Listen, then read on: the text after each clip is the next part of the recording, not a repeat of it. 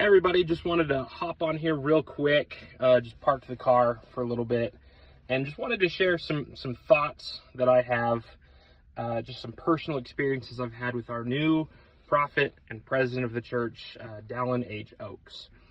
So I've always loved Elder Oaks, President Oaks now, always have, and I guess, always have, sure, maybe when I was 12 I didn't, right? But the reason why I've always just loved President Oaks is I got to meet him as a missionary years and years ago. It was exciting. I was able to meet Elder Oaks then. He's now President Oaks. I got to get used to saying President Oaks, even though he's been in the first presidency for years. He's still just Elder Oaks to me. But I got to meet him, and he's a fun guy. When I was a missionary, I just wanted to share this experience. When we got up there, he was able to shake everybody's hand. So we all got to say hello to him. But I didn't get to shake his hand with all the other missionaries, because in my mission, I was the designated piano player, right? So my mission president had asked me, well, Elder Oaks is, shaking all the missionaries' hands. Can you just go up there and play some music so it's not dead quiet in the room? So I said, yes. So I'm all intense, just sitting there, playing the piano, doing my thing, just some background music, when I feel this really firm hand on my shoulder. And I turn around, and it's Elder Oaks just right there. I was the last one that he said hi to, because I was the one playing the piano. So the entire mission was sitting down in the pews of the chapel, and it was me sitting there just looking up at Elder Oaks. And he leaned down and he said, "Thank you for playing the piano. I really love the music." And I learned that he's a musician. We had a musical number. Sister Missionary played the clarinet while we were there. And Elder Oaks, he got up and he said that he loves the clarinet. And in high school, he learned to play the oboe. That's something that he did. He played the oboe in high school, and he really wished he switched to clarinet, because he said all the girls that played clarinet were cuter. And so that was pretty funny. Oh, and I remember as well, he seems like a serious guy over the pulpit. But when it was just us there in person, I remember when I went and sat down, he stood up at the pulpit, and he had the kind of that stern face that he has. And then he just kind of cut it out. He's like, I'm not that serious. And he told some other jokes, right? And he said that because he's a lawyer, yes, when he gets up in general conference, he's got a message he wants to share, and so he's focused. He's trying to make sure he shares that message, right? But when he's just doing his work, he's a very funny guy. He's real relaxed. I'll share one thing. So Elder Oaks, he never really held any calling of note, I guess you could say. He shared with us that the highest calling he ever had was a counselor in a stake presidency. For most of the time, he was an elders quorum president. When he was in college, he was a gospel doctrine teacher. He worked in a genealogical society for a little bit. And that's just what he did. And then he was a lawyer and a Supreme Court justice for Utah. And then he became the president of BYU.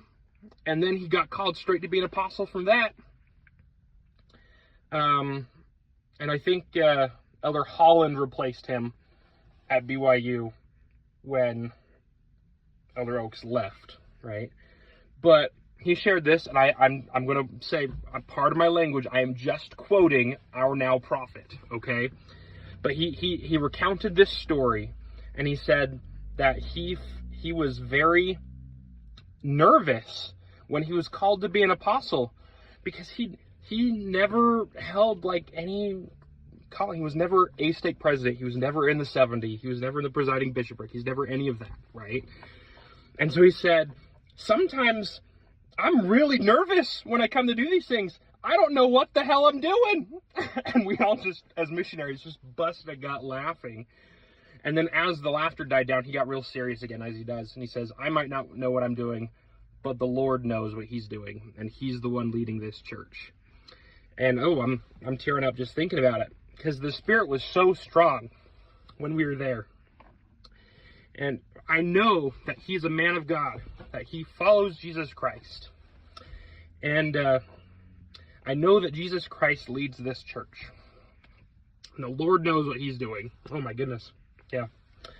And that's my personal experience. Oh, one other thing. It was really funny. So he walks in, and as he's up there talking, he pulls out a ream of papers from his suit pocket. And he said, I'm going to let y'all in on a little secret. Whenever us as members of the Quorum of the 12 come to visit a mission, oh my goodness, my eyes are so red now. He said, whenever we come to visit a mission, we always prepare 2 talks. Because we can feel right away if this mission is an obedient mission or if they're struggling.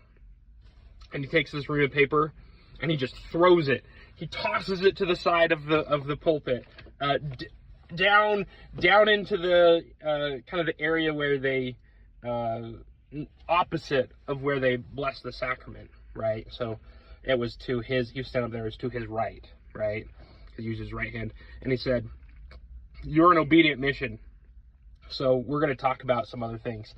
And we talked about marriage for 2 hours with Elder Oaks, and he wanted to talk about that because this is a family church.